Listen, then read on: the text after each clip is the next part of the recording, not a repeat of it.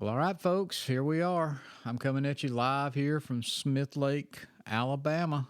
My partner, Dustin, who apparently I called his name wrong last week, not sitting here beside me, but we were remoting in. He's off down. Where you at? Where you at, Dustin?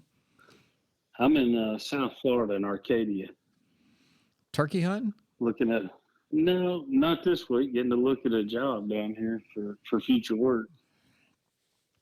Well, So, but if the opportunity come up and I could stay a few extra days, um, I didn't bring all my gear with me, but I do have some calls that I brought with me, and I'm sure there's a pawn shop or a Walmart somewhere around that I could grab some clothing and an old shotgun. yeah. Get you one of them 835s or no single barrel shoot, 3-inch Magnum. Get you a box of long beards. You'll be set. Unless you can Oh yeah. find some Apex or Rogue or something of that big TSS. So good. Well, I guess I'd just go back old school, the 835 and some long beards. And, we killed plenty of them with that back in the day. I So. know. I think that's why I need to have shoulder surgery right now is that 835 wore me out. And that's probably why you wear those Tetris. More than likely is. I didn't really think about that, but yeah, that short barrel and that muzzle break out of it, and I call it a muzzle break. Yes. The barrel's drilled. I guess that's what it is. But, Yeah. that's a loud gun, and I'm telling you, it was a kicking fool. Mine's ported like that also. Did you? Oh, ported. Is that the proper word for it? Ported. Yeah. Okay. Yes, ported. Yeah. Like a wine, port wine or something, whatever. But that gun would kick so hard. One day I was sitting on my porch down at the hunting camp, and a rattlesnake crawled up that driveway. And I'm not lying. I would not get that gun out and shoot it. I went out there and beat that rattlesnake with a 2x4 because I didn't want to shoot that gun. I didn't care about wasting the ammo. I just didn't want it to kick me. So there's your I can rattlesnake.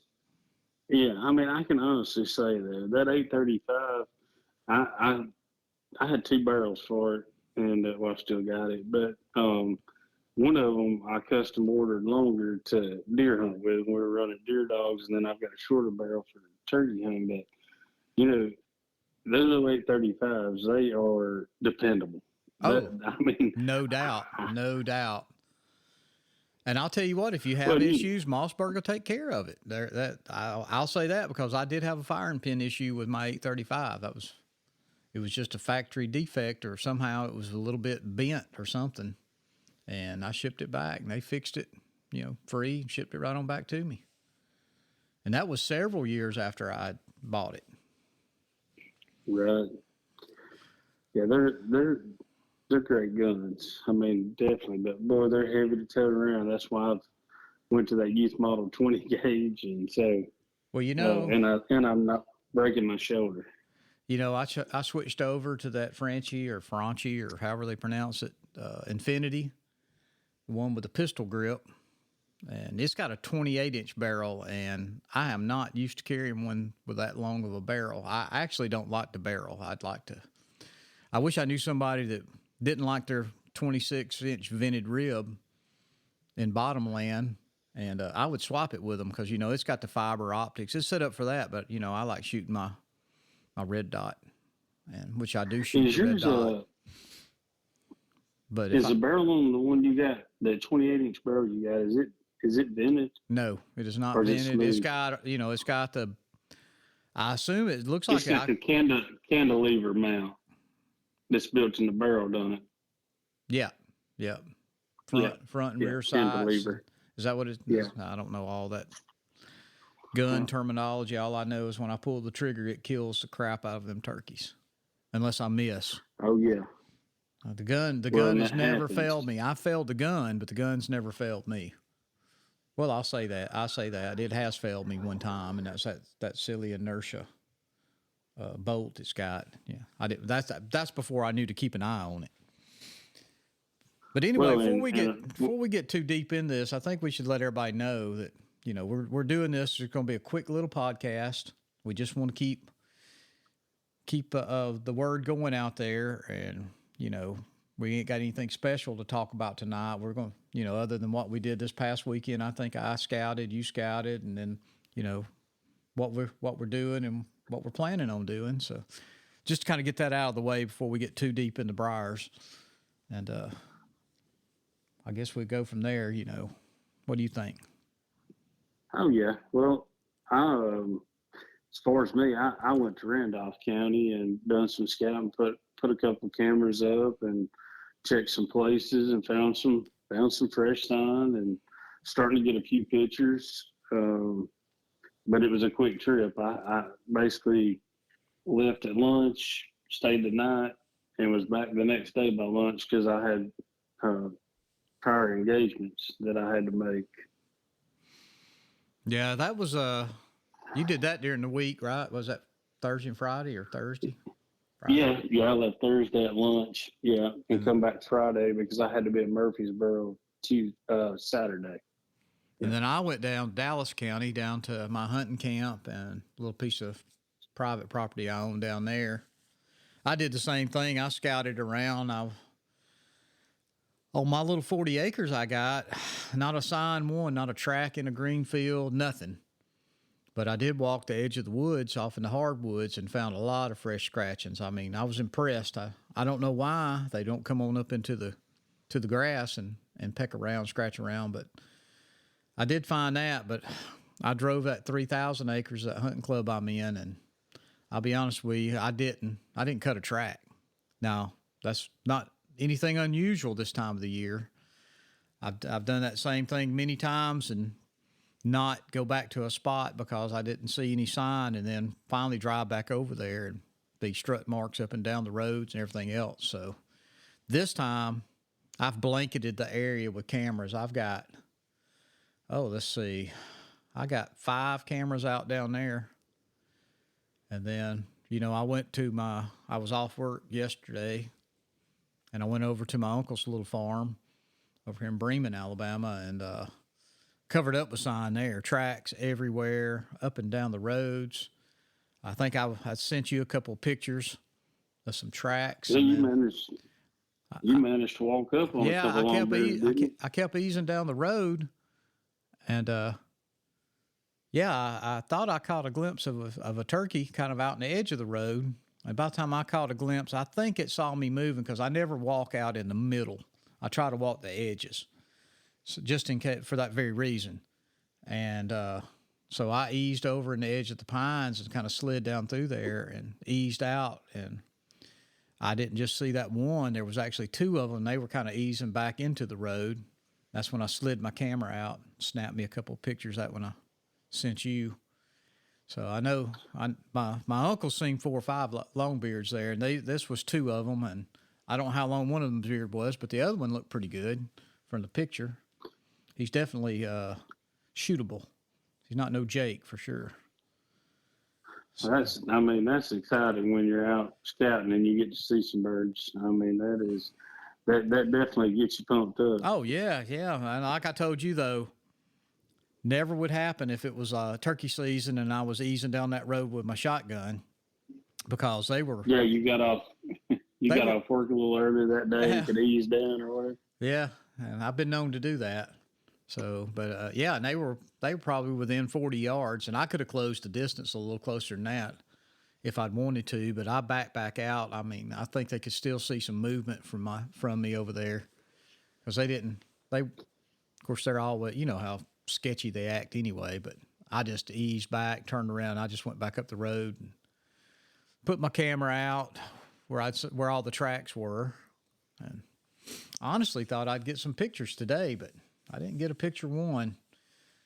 But as soon as nighttime came, all my cameras, deer walking around everywhere. Of course, it was pretty windy all day long. I don't know what that does to the turkeys. I mean, I know they have to be out in it, but they sure wouldn't traveling that same road like that they were yesterday. We saw several birds coming down on I-75 yesterday, and then this area that I'm in, I've never been to this area, but it's a lot of orange groves and agriculture, cattle pastures and stuff. And I expect to see a ton of birds, which now I am supposed to be working. Um, but then on the way in today, I did see a big flock in one field, and so I'm hoping to go by there in the morning at least get to see a few. Yeah, maybe they'll be strutting Maybe around out there.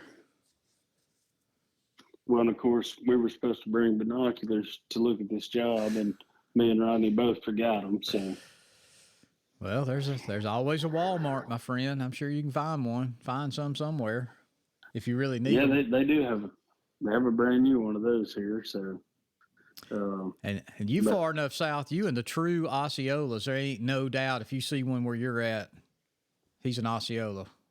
I'm assuming. yeah, I'm in DeSoto County. That's where I'm at, DeSoto County. Oh, you're Yeah, way down there. yeah, we're south of Tampa. So anytime you get that far, I mean that's South Florida to me. Once you Oh go yeah. past Tampa, Well, anything from Gainesville south to South Florida to me because I don't get down that far very often.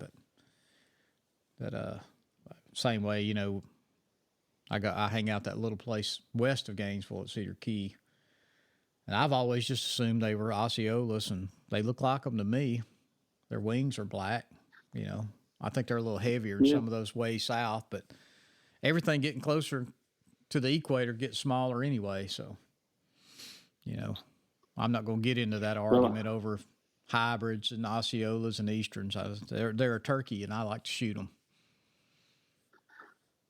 well, I hated to send that picture to you of the coffee, the Cafe Oh Leche. my God! And I'm not going to repeat what I text you back, but yeah, our favorite hangout, eating little Cuban coffee place, and there you go, Yep, stopping and getting you. What's that coffee called again? Cafe what? Luce? it's called a Cafe Leche, Mm. Folks, if you're and ever the what's the name of the restaurant? I think it's called Mia Appa. Yeah, I Miapa. think is what it's called. It's- It's in Alachua. If you're ever Exit that way, 399. well, there's that. Yeah, well, there's another one down in Gainesville I found. So I know there's two of them right in there. But Yeah, and I mean, I think there's a couple more, but like they're a lot further south, like close to Miami, because we talked to the manager that one time, and she said that all their breads brought from Miami like daily and up to there. folks, let me tell you, that bread is delicious. You won't find better bread to go with a lunch. They got great lunches, little I don't know, little muffins to go, but that coffee, oh my God. Now you I can't had you can't drink a lot of it. I drank too much, and I thought I had bugs crawling on me that night. I was laying in the hotel room trying to sleep. Matter of fact, I was going through my pictures the other day, and I said, "What in the world is that?" And that I finally dawned on me. I said, "That is a picture where I was taking pictures of my back because I thought there was a and it was that coffee. I swear it was that coffee." oh yeah, we went and ate supper there one night Yeah, and got us a coffee. and had Yeah, to, and it was yeah. super late already. Yeah, And I'm gonna tell you, yeah, I caffeine at remember night that. don't. Yeah, as much coffee as I drink during the day, and I drink a lot of coffee. I mean, I get up at 5 every morning. I have a cup here. Get to work by 7:30, and I drink at least 2 cups there, and then I may have another one just you know. But if I drink caffeinated tea, or if I drank a cup of coffee right now, it'd be 2 o'clock in the morning before I went to sleep. It's what is it 8:30 here Central Time. You're on Eastern Time, so you're already at 9:30. You're already into the Golden Right, Girls. Oh, do they that's have right. that? Do you have the Hallmark Channel down there? After the long day of traveling to here yesterday, I never turned the TV on. I haven't turned it on tonight. Ah, We've we've been we've been getting after it today, so I haven't even had a chance to turn TV on. well, you're down there in some beautiful country, and you're just gonna miss opening day, like I said, by a day or two. But you said Yeah, y'all gonna be back to Mobile by Friday, and then you're yes, gonna head on yeah, home, and then I'm gonna be in Destin, Florida. I got to leave Thursday morning. I've got a meeting, a company meeting down there, But I'll be there Thursday night, Friday, and then I check out and I'll be headed home Saturday morning as early as I can. Ain't like got a whole lot to do other than me and you talked about maybe going squirrel hunting. If that don't work out, my brother, which I hope it works out, but my brother's wanting me to load up my tractor and bring over to his lake lot and try to help him get it cleaned up. I told him, I said, no, the weather's pretty. I said, it ain't windy. I said, I know what I'm going to be doing because that'll be our last squirrel hunt of the year. Well, Sunday will. Don't Sunday. forget, I've Sunday. got to set up Sunday to go. Yeah. Well, Saturday you may end up at Woods and Water, right? Down in Tuscaloosa. Yeah.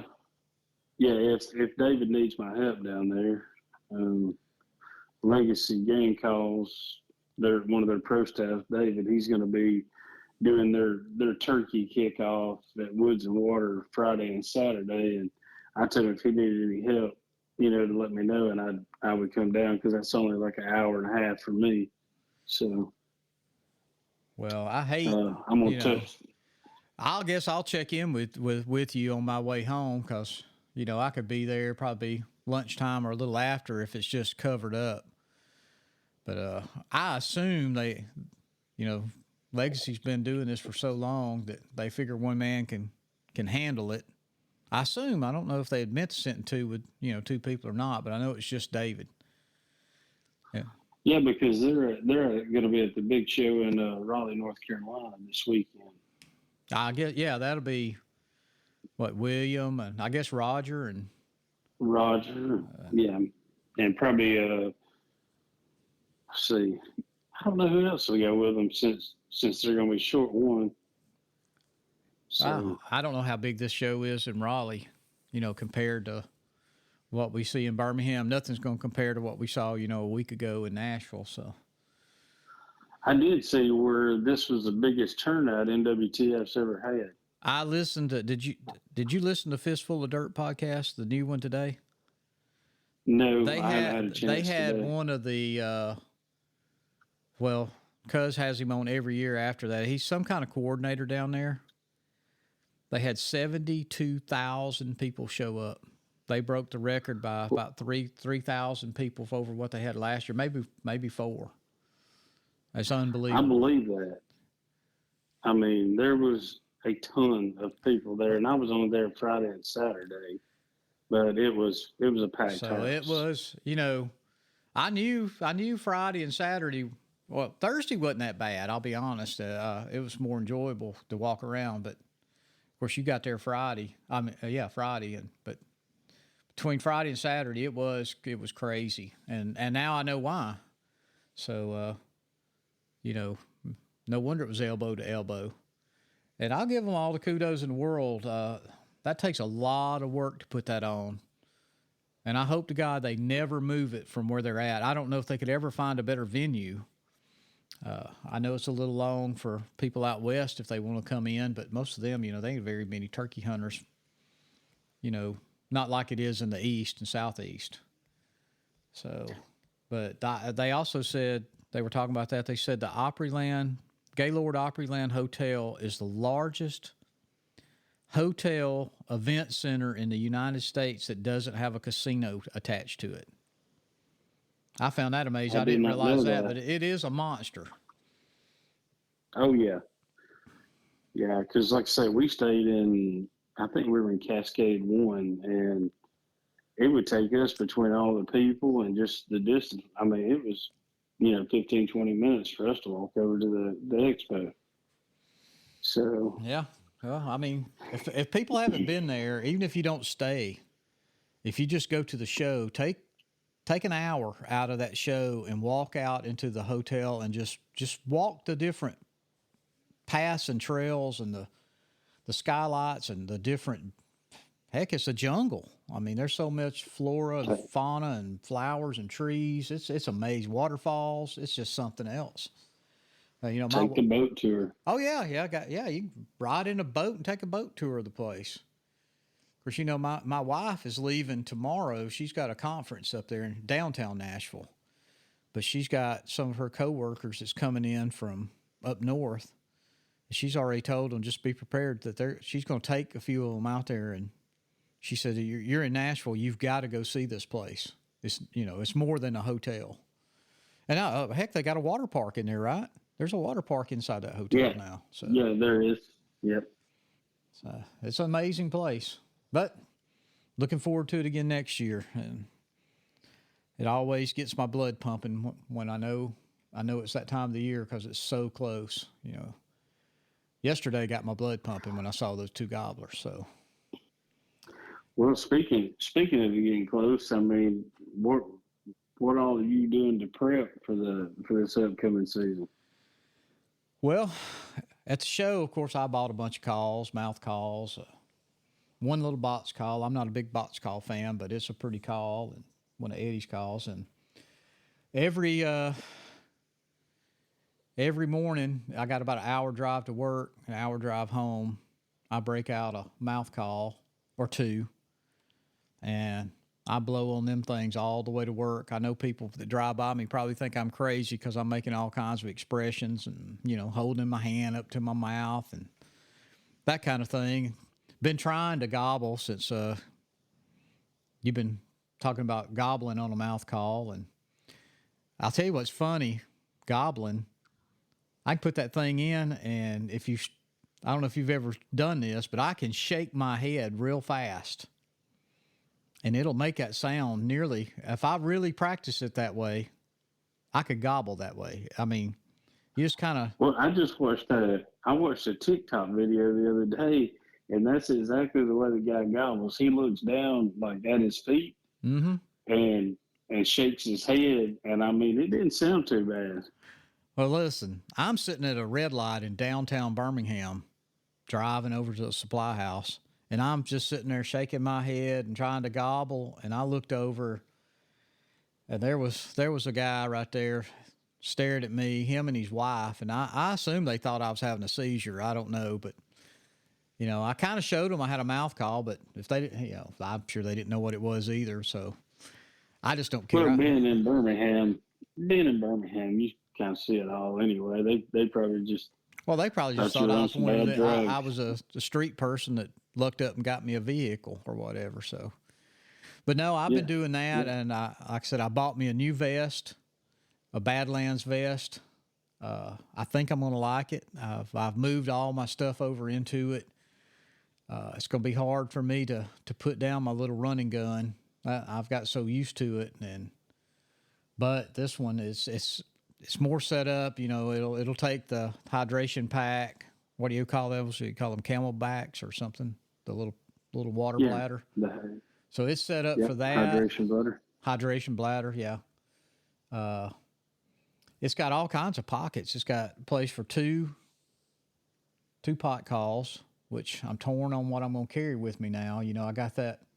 Well, I know one I'll carry with me, and that's that JT ceramic. And then I'll probably, although I'm afraid I'd hate to hurt that call, but I just had Redbeard, made me that pot call. I would love to get out and call one in with it. And then, of course, it's got a track player. Yeah, mine's a 4-track. And I didn't even know what he was talking about.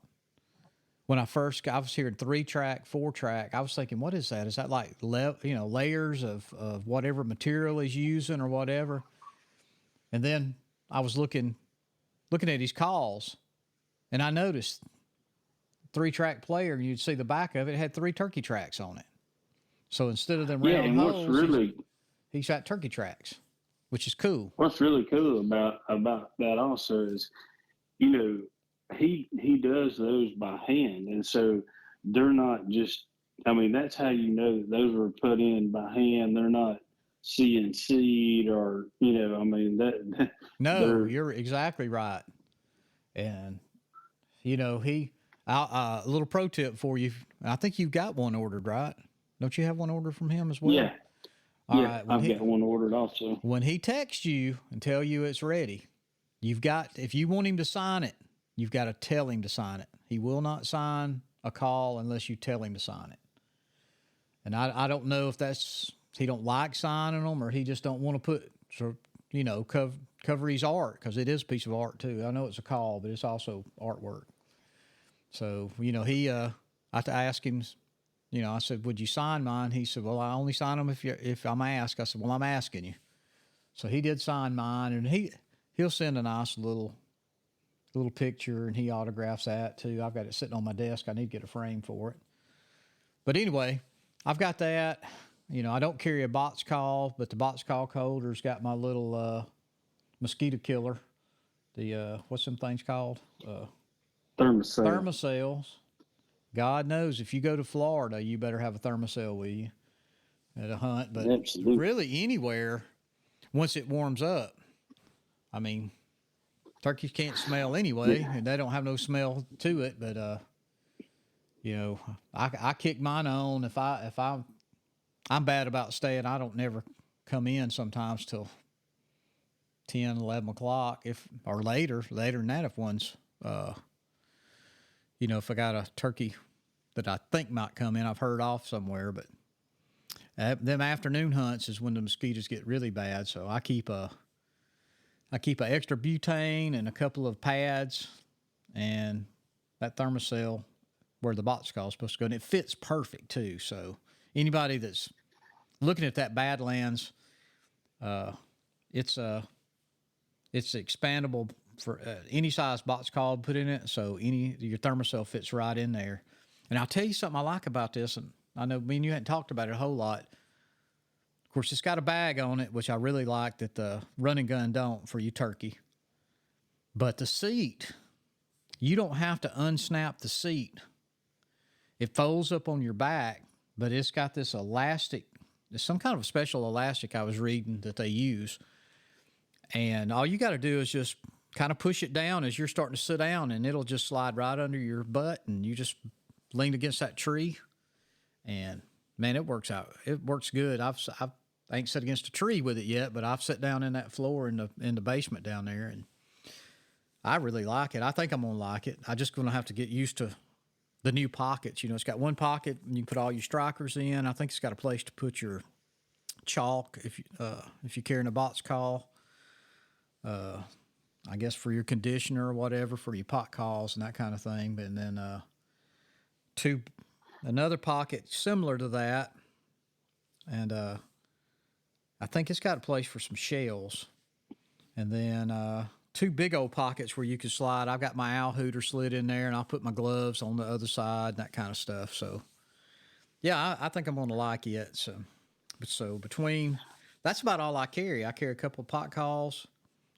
The secret to only carry, you really could carry one pot call. If you carry 4 or 5 strikers, that pot call is going to sound different with almost every striker. You know that. So, yeah. But I've got so many pot calls. I hate to play favorites, and I'll probably switch those out, here and there along as the season goes on, just to have something different. But I will keep a ceramic ready to go because, just in case it rains or anything else, they'll still go. They'll still play. I do. Oh, if you do go to Woods and Water, and sorry about that. I was checking my phone and hit the microphone stand. If he's got any of those P Willie, what do they call those? The little P Willie strikers? They're wet Willie. Wet Willie? Yeah. Get me one. Yeah. Get me one. I didn't see any at Vans the other day. I walked around and looked. I didn't see I think he's only got mouth calls. I didn't see any pot calls. He may have some, but I didn't see them. And then even if he's got pot calls, I don't know if he'd carry that striker. But, yeah, grab me one of them for sure.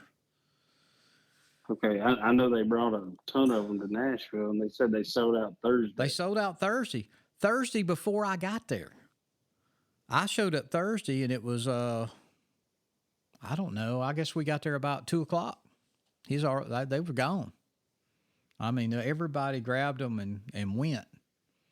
So it's a heck of a striker. I hate to keep going back to NWTF because we recapped that last week. But do you remember the female that come up and was running that pot call? We should have got her name. That was just a young girl, right? You talking about the young girl? Yes. Yeah. Yes. Man. But she was great. That girl should have been calling in a contest because she was smoking that pot call. and she went through, you know, she was going through strikers, Yeah. and she went through, you know, a couple handfuls of them, and I thought, well, you know how people are. I thought, well, maybe or maybe not. And as soon as she heard the two that she liked, she said, "I want these." And I mean, she knew what sound she knew what she was doing. There was no doubt. She knew Um, what sound that striker made, and she was looking for that sound that she, you know. I've never really thought about it, to be honest with you, as far as you know, if it's a hickory striker or purple, was that purple wood, whatever they call Purple it. wood. Yeah, I mean, Yep. I just pick one up and I might play it on a call, but I've never, I've never thought about you lay three purple woods down and they're all going to sound different. I guess they do. So, but that young lady couldn't have been more than what, 15, 16 years old, if she was that old. I don't think she was Yeah. much I older than mean, that. well, it's, you know, somewhere She's a in teenager her anyway. teens there. Yeah. Yeah. Yeah. But Betty, I'm telling you, she could play. She could play the crap out of those pot calls. I'm glad she didn't ask me to do it because she sounded so good. I wouldn't have. I just, kind of like that day was with Eddie and Alex Rutledge, and they wanted to hand me one of their calls to blow. I said, I can't do it. Not with two champion callers standing here. I ain't blowing on no call. No pressure. But I will tell you, and I'll have to look at the cut. I forgot what cut it is. But right now, my favorite, well, I got two calls. One's a Legacy, and the other one is Nick Wilson call. I've been blowing it. It's got red latex on it. He'll probably, if he hears this, he'll know what I'm talking about. And if he does, he needs to mail me a couple of them because I'm going to need more than one. I know what I'm rough on a call. It'll never make it the whole season. But I'm really liking it. I've been blowing it more than any of them. And then of course, like I said, I'm bad about I carry 6 or 8, as many as my little pouch I hold. I put mouth calls in it. And because you never know, it seems like to me, as soon as you get out in the woods and you stick it in your mouth, it won't blow like it blew in the car or at the house or sitting there on your porch. I don't know what happens, but I keep them moist so they don't stick together. So I don't know. I love mouth calls, and I'm gonna carry a bunch of them. What about you? What are you blowing on Well, or playing? I've been running. Let's see. I've been running some legacies, and I've got one of Nick's combo cuts that I've been messing with. I like it pretty good, and I'm trying something new.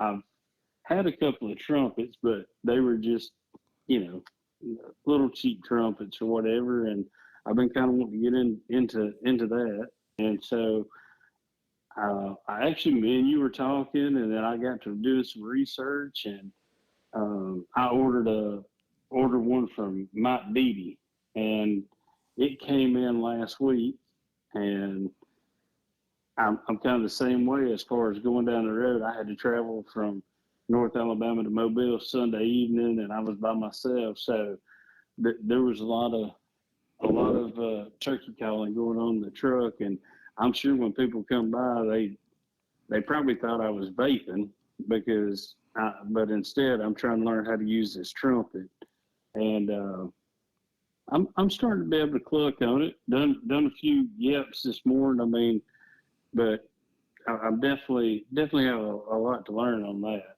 for sure. Well, I haven't even heard it yet. I can't wait to hear it. And I've been friends with Mike on Facebook for a long time, and I should have already ordered one. I've got that other trumpet that I bought at the bow shoot. Talk about Outdoor Boys had some vendors there, and I'd be interested since I'd like to get that trumpet and the one you just bought, get them side by side, and let you play both of them, and and say, no, that plays just about as good as this one, or man, this one's so much easier, and then that's the one I'm gonna go order, and get me another one or whatever.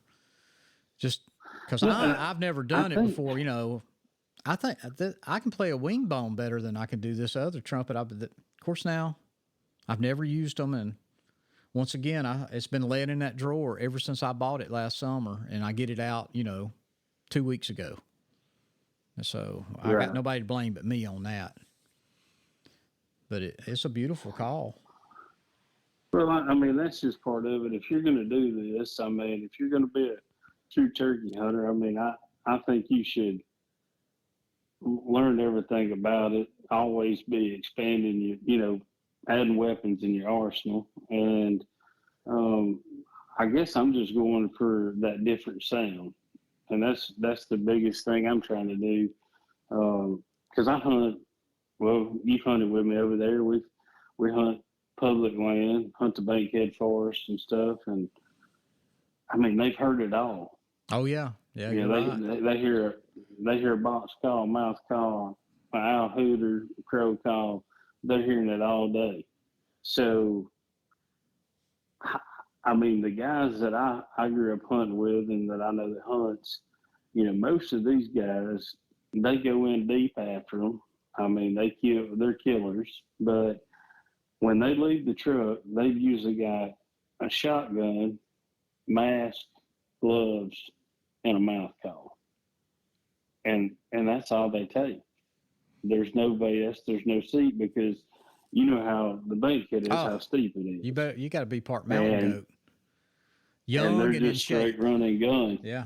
Yes, they're straight run and gun, and that's the way they grew up doing it. And even though we're all these guys I'm talking about, we're all in our 40s now. Somehow they still manage to do it, and just stay after them over there in the Bankhead all day. I'm fortunate enough that I do have some private places to hunt, so I'm not having to compete. But it's so close. I mean, I live in the edge of the Bankhead, and so when we can't get to our hunting clubs or whatever, me and you, we've run over there. It's a quick hunt, and which you can't do evening hunts anymore. But I know. I'm really that really bothers me. I don't know. I don't know if that's just the Alabama game officials just flexing their muscles because they can. Because I don't think it. I don't really believe it hurts anything. I mean, more private lands hunted than public, and we can hunt all day on private. I just don't think it's fair to the working man that may have to work every morning and don't get off work till 2 or 3, 3:30, 4 o'clock, and he could run over there. Let's just say they work right there at Clayton Homes near you. They could be in the forest and right straight from work and be what 10, 15 minutes, but they can't. not even that far. Yeah, I I mean, mean, they could be in the woods in 5 minutes from there. I so mean, and the thing is, I mean, what about you guys that do one of those crazy swing shifts, or they work third shift? well, that's A what. Yeah, third shift guy, they get off work that morning and go home and catch a little nap and go out for an afternoon hunt because they don't have to be at work until 11 o'clock that night or 10 or however their schedule works out. And I mean, it's really hurting the people that work and keep the fish and game and everything going. and they You buy a know, hunting license just like everybody else. I don't agree with either. Look, on state lands, management areas, it's always been that way, and that's Alabama land, and I say Alabama. They can make their laws the way they want to make them, but like the Bankhead, the Talladega National Forest, places like that, that's federal, and the federal government don't care. I mean, they don't care if you hunt all day. They've just allowed these states, and I don't know if all states manage it, but they've allowed Alabama to manage these national forests now as far as hunting hours and I guess bag limits and everything else too on deer or whatever else. You know, I just think I think they've overstepped it a little bit. It's just not right because the guy that works that swing shift or don't get off work till 3:30, he already couldn't hunt a management area, so now he's got nowhere to hunt, and I don't think it's right. But I'm not the one making the rules. I guess we could all complain about it. I don't know if it does any good or not, but we could try, I guess. I complain about, And I'm you sure know me, I complain about a lot of stuff. I'm sure they've heard plenty of complaints, but they didn't change it back. So, Well, I mean, it's like this silly, I say silly. I mean, I understand the rule this year they've come out with, for management areas, you can't, before March 25th, you can't be on a management area with a turkey call or mimic the sound of a turkey on any management area in the state of Alabama, or they're going to write you a ticket. You ain't got to have a gun with you. You can't have that call. They don't want you making the turkeys call shy, I guess. And I understand there's people out there that go out there and just blow the crap out of them. But still, that kind of, I made a comment on a post the other night. I said it kind of counterintuitive for what the state's doing, because they've already pushed season, all the way to March 25th, where it used to be the 15th. They already stop you from using decoys. If you're a decoy user, for the first, is it 10 days? I think it's 10 days. And then on and then this year, everybody's so confused because youth season's always been a week earlier, and now it's going to be the 23rd and 24th, and then the regular season is going to start the 25th, and there's so many people confused about that. Well, I pinned that. Me and you run Alabama Turkey Hunters Facebook page, and some guy had posted that, and somebody said this needs to be pinned to the top, and I pinned it to the top, so it's there for everybody to see.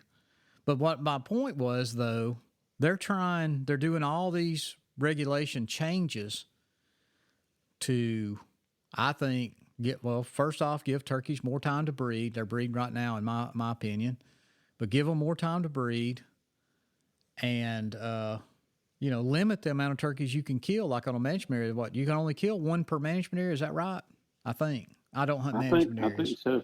But anyway, if you want to do that, why wouldn't you want those turkeys call shy? I mean, you ain't going to kill them. So I don't know. There's absolutely no research that backs up not using decoys for 10 days does one hill of beans difference in turkey hunting or turkey killing. But that's the great state of Alabama, which I love. It's my home state, but I think sometimes you get these people that they're trying to do good and they just really make themselves look silly sometimes. But anyway, that's neither here nor there. All I know is we're only a couple of weeks away. We won't be long. It'll be March and April. We're going to be busy in April, you and I. And we're going to have to, I know, yes. I don't know how much further we're going to go into this. We almost been 45 minutes already, buddy. And I know it's getting late. But we do have, I guess we can tell everybody, we may have already told people, but we got several hunts in Kentucky and Tennessee. And then first part of May, we'll be headed to Oklahoma to give it a shot out there in the Panhandle. They're out there very close to the Panhandle. I know it's a long drive. After the Rios. Yep, after the Rios. That'll be, heck, if I get lucky, that'll be my third Rio. If I get one, I got that in Kansas last year. Yeah.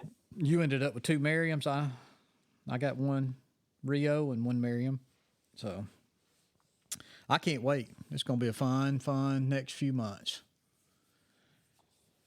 Oh, absolutely. And I'm looking into a few things. We might have some new things coming moving forward. I'm with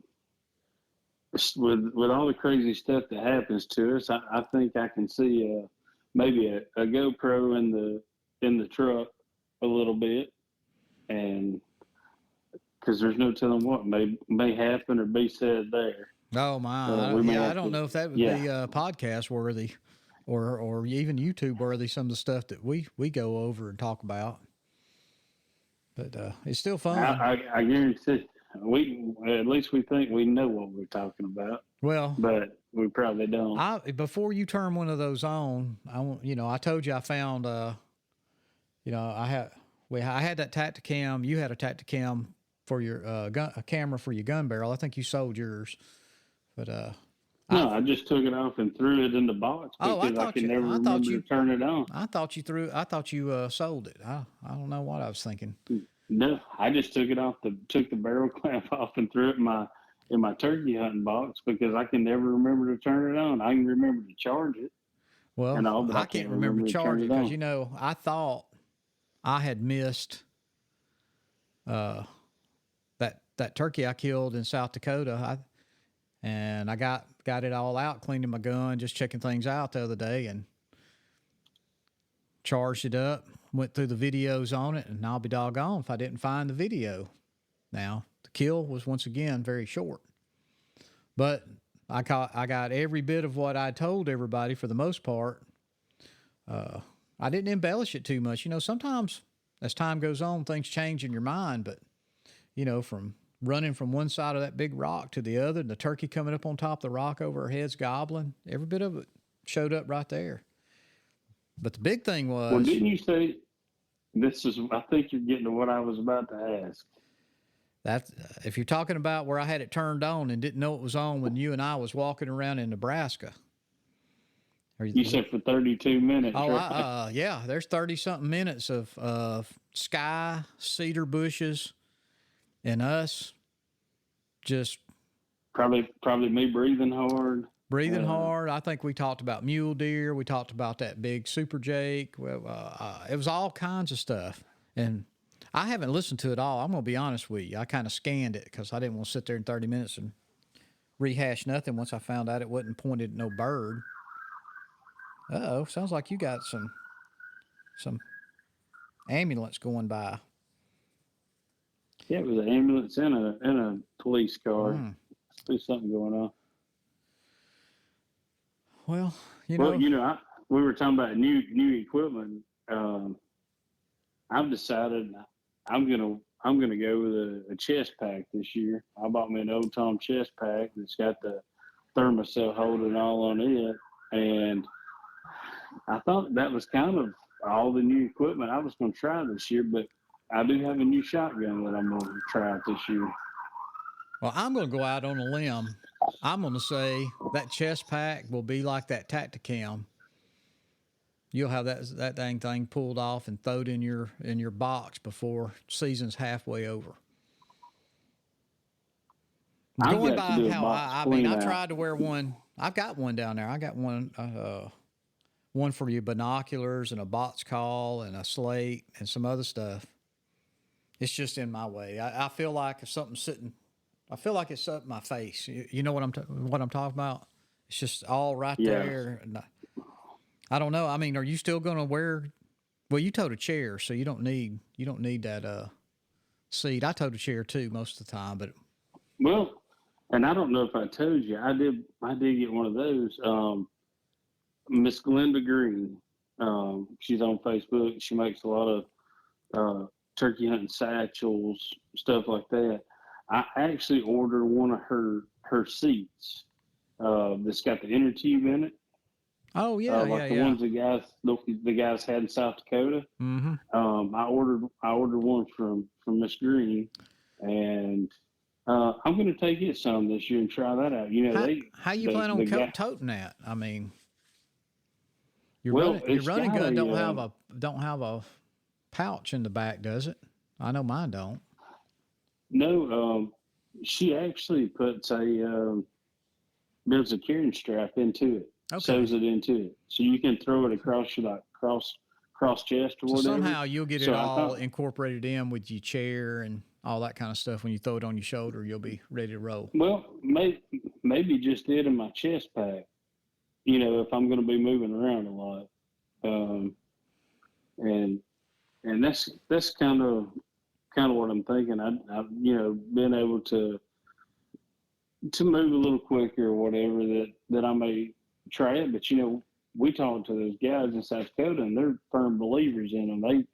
They sit on those steep hillsides with them because me and you thought you'd be sliding everywhere. But I had one of them. They love them. Back in my early turkey hunting days, I had one. I don't know where I bought it or where I got it from, but I'm telling you, that was back in the early 90s. somebody had one out. It's just a little small. I don't know what you're like a wheelbarrow inner tube, but it was inside. I don't know what yours looks like, but mine was just inside a camo canvas type pouch. It zipped up on the side, and so the tube was inside it, and you just sit down on it. So I have one, but until we went to South Dakota and saw them again, I hadn't really even thought of them. And that's one thing I didn't see at the show. I didn't see any of those for sale. Did you? No, I didn't. Which we could have missed it. There was a lot of booths that we didn't get to visit. But I've got a great idea for me and you. I think we need to get the contact information for Nick Wilson's grandmother. And instead of her making all them mouth call pouches, she could make us some inner tube pouches.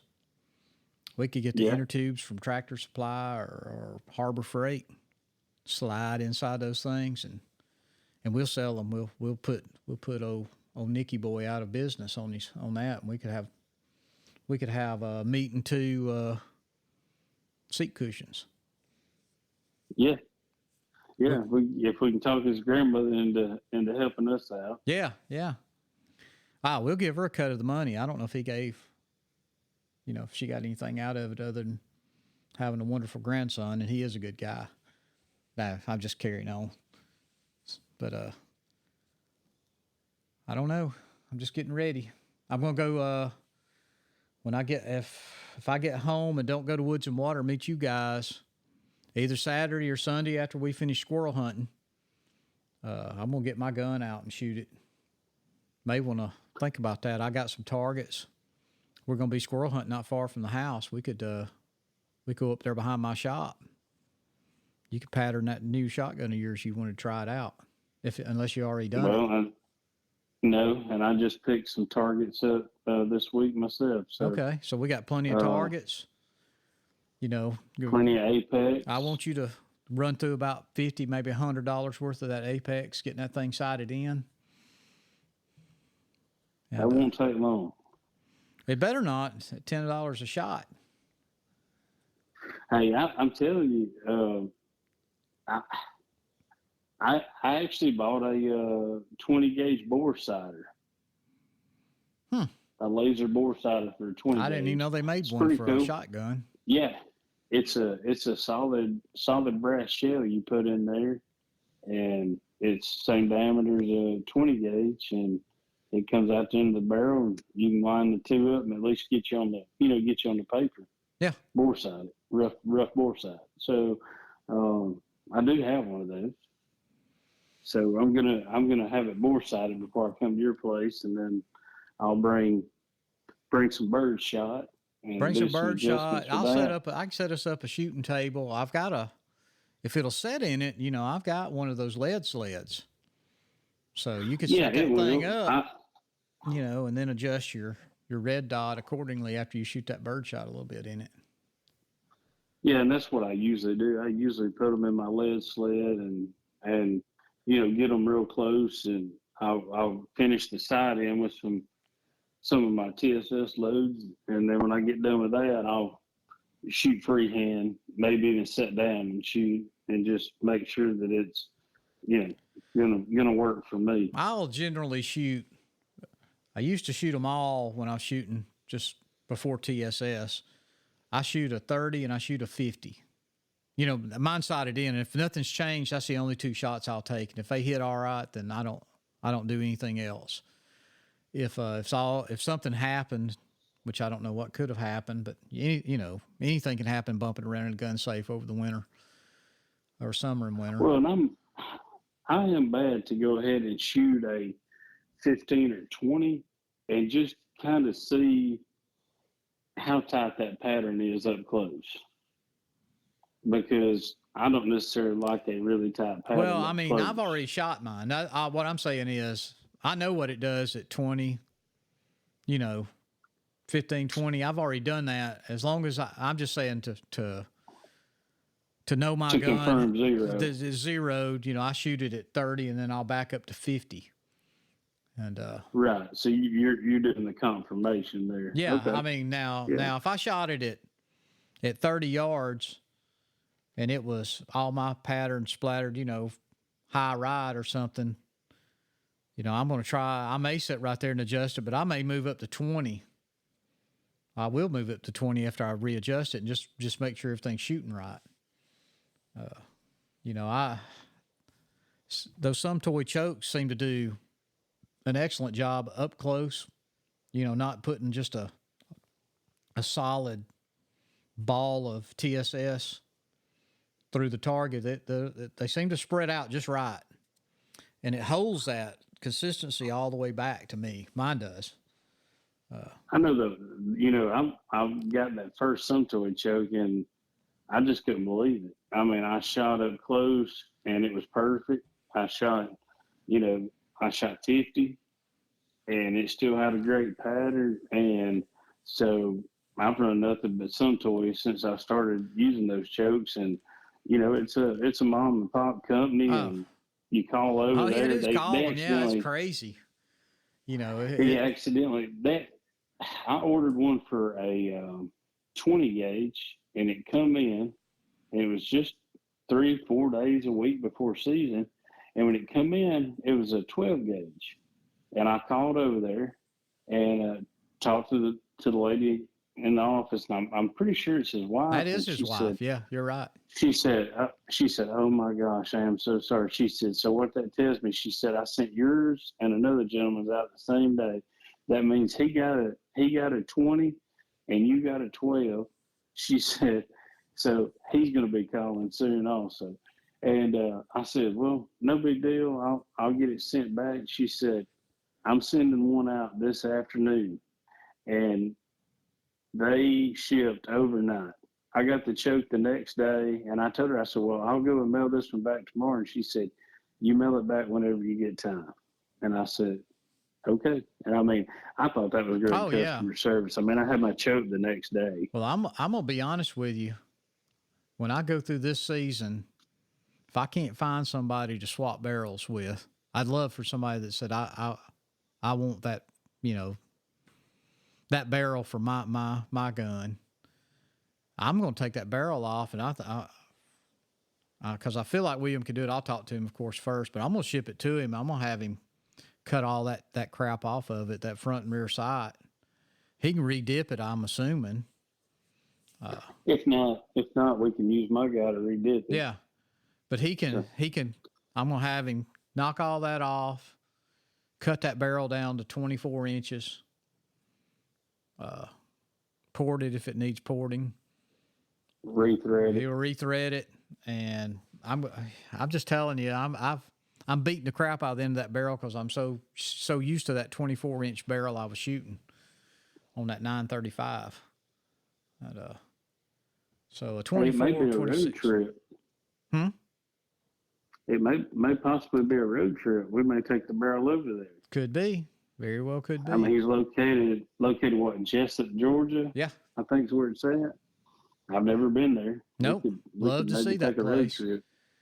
We got several road trips to make this year. We said we're going to go down to, what is it, Greenville down there? I think that where Eddie lives, Eddie Salter? He lives in Evergreen. Evergreen. We're going to go down there and get a haircut.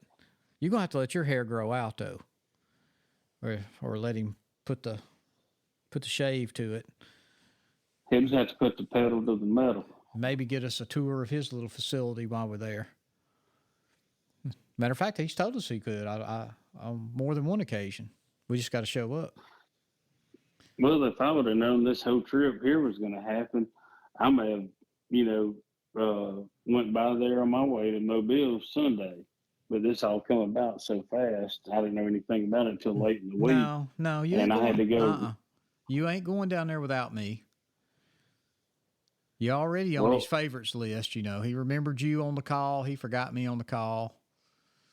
I would say we would get with him and try to stop by there Saturday, or whatever if I end up running late Friday night. But he's going to actually be in Red Bay this weekend. Yeah. At an outdoor store over there doing a seminar and stuff. I may go on up to Red Bay and see him.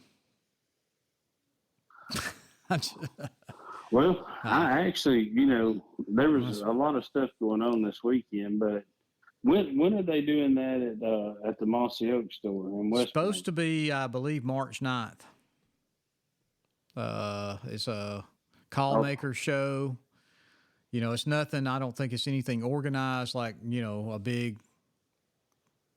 big put on Mossy Oak thing. Because I noticed they said if you want to bring your calls, bring you a table and your chairs and set them up. Maybe outside. I don't know where all they're going to put them at, but it is March 9th. So we may have to figure out how to get over there.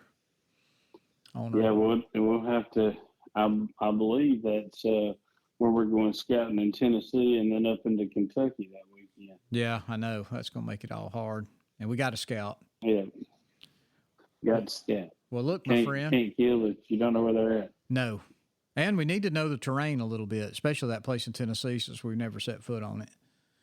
I feel pretty good about Kentucky since we've been all over it for the most part. But Tennessee, it's a lot more land, and never being there, I'd like to at least drive it and maybe find a track or two, maybe hear something. Maybe hear one. That's right. Well, look, we done crossed over the hour mark. This is our longest podcast ever. We're supposed to keep them 30, 45 minutes. And I'm sure everybody's sick of hearing us ramble on. I hope they're not, but I feel like they would be. And I know how I feel about these 1.5 hour, 2.5 hour podcasts. And so I say we kind of wrap this thing up. I don't know.